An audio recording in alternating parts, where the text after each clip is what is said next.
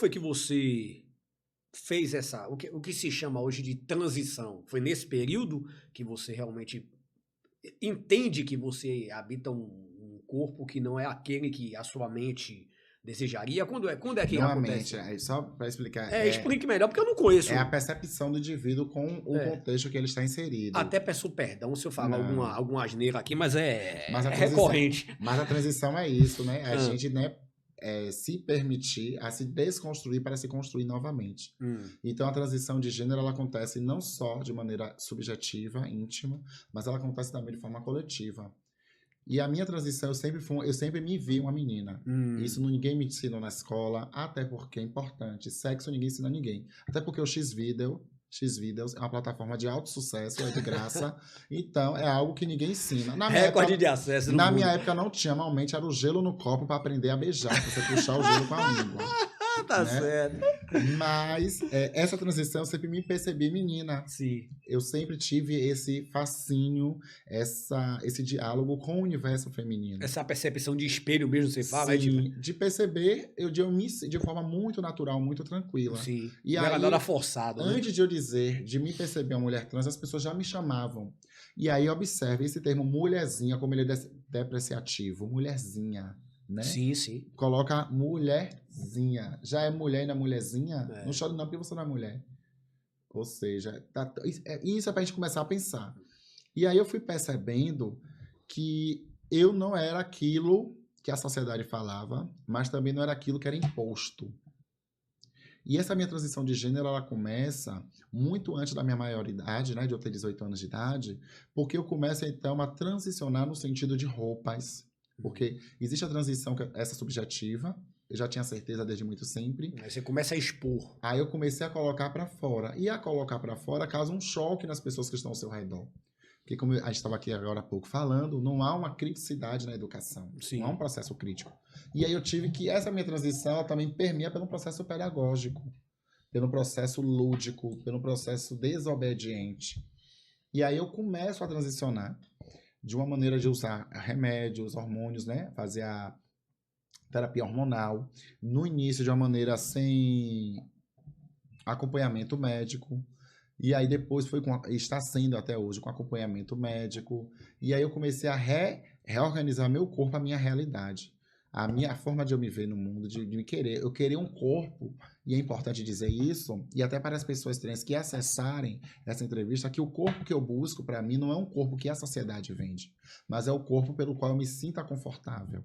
Um corpo pelo qual eu possa me amar. Porque antes de você amar alguém, você precisa amar a si mesma, a si mesmo. O outro só ajuda a transbordar aquilo que já existe em você. Então, se você for buscar felicidade para o outro, você é infeliz consigo mesma. Sim. Então, comigo eu entendi desde logo sempre que eu precisava ser feliz comigo mesma. Eu precisava estar bem comigo. E eu comprei uma guerra com a minha família, uma guerra com a sociedade. Eu não suportei mais o espaço escolar. Eu saí de casa, morei em Vila de Abrantes um bom tempo, né? Morei um bom tempo em Vila de Abrantes. Já sozinha e tal? Já sozinha. Na época eu arranjei um companheiro, não deu certo, eu fiquei só. E aí vem a questão de que você não se mantém. A gente está na sociedade que é capitalista, tudo na base do dinheiro. Sim, sim. Ninguém vai, porque você tem carão, novinha, bonitinha, não. Pode até conseguir, mas por algo em troca. Então, eu catei reciclagem, eu já catei frutas, já vendi folha na feira, já vendi manga, já vendi, enfim, de caju na feira, fazia meus corres, né? Já fui da prostituição, já fui de outras. Então, eu consegui, então, no caso, criar mecanismos para me manter, para pagar meu aluguel. Só que eu percebi que aquela vulnerabilidade, aquele empobrecimento que estava sendo imposto também, devido à minha transição de gênero, eu precisava mudar essa realidade. Eu não estava querendo ser mais um no meio da multidão. Foi aí quando eu voltei a estudar, entrei na universidade, e eu comecei a entender que a educação, o conhecimento é poder. Depende de que forma você usa esse poder. Isso você lembra a sua idade na época, não? Mais ou Não. menos? Mais ou menos. Você já era maior de idade, lógico. Eu entrei na universidade com 22 anos. Ah, beleza. Então, mais ou menos isso. Então, eu comecei a me colocar no lugar de que eu precisava ser protagonista da minha própria história. que minha história não poderia ser contada por outra pessoa, e sim por mim mesma. Mas de uma forma também que eu pudesse levar outras pessoas. Então, eu comecei a transicionar, eu transicionei, eu comecei a fazer o acompanhamento, etc. E comecei a me afirmar, né? E a impor o respeito. Por exemplo, eu estou aqui e aqui eu estou à frente de uma garrafa de água. Não é o garrafo de água, é a garrafa, não é o garrafa.